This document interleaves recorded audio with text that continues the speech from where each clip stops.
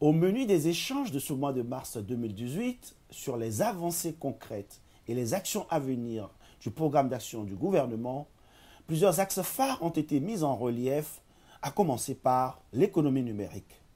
Comme vous avez pu le constater, dans la transformation, ou plutôt dans la reconstitution de la gouvernance au Bénin, nous avons une agence dédiée aujourd'hui pour exécuter ces sujets-là, ces différents secteurs, pour exécuter vraiment ce plan d'action, et qui est directement rattaché au président de la République.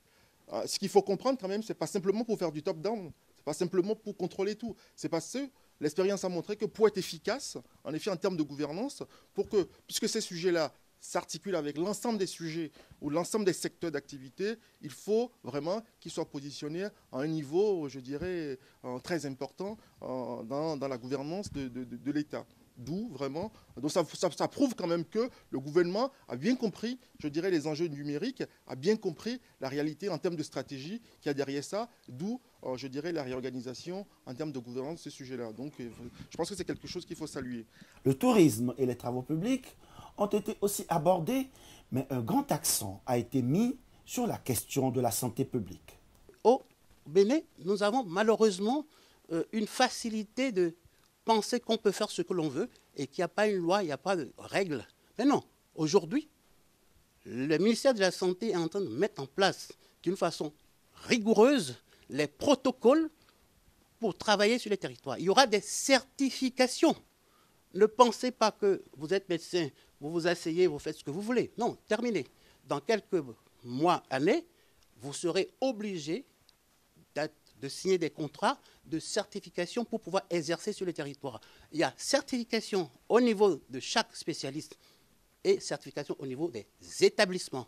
Donc, c'est quand même un critère de qualité qui se met en place pour pouvoir évoluer. Et on ne peut plus maintenant dire j'ai un cabinet ici. Non.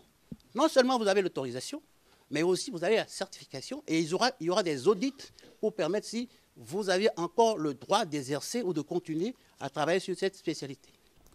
Pour les organisateurs, l'idée cette fois-ci était de donner la parole à des citoyens de la diaspora pour cette vulgarisation plutôt qu'à des personnalités avec des titres officiels. Nous avons fait le choix de laisser la parole à la diaspora, de faire parler la diaspora pour connaître la perception que la diaspora a de ce qui se fait sur le terrain au Bénin. C'était l'objectif principal de cette rencontre et nous avons été agréablement surpris parce que nous nous sommes rendus compte que cette diaspora, la diaspora béninoise en France, connaît très bien les différents projets que réalise l'équipe en place au Bénin.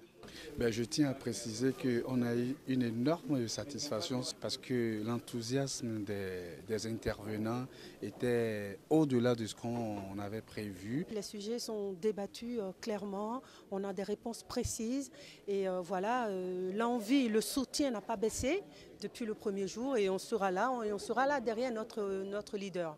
Plusieurs rendez-vous sont prévus au cours des mois à venir par la coordination Nouveau Départ Diaspora Bénin afin de faire rayonner les réformes en cours au niveau national.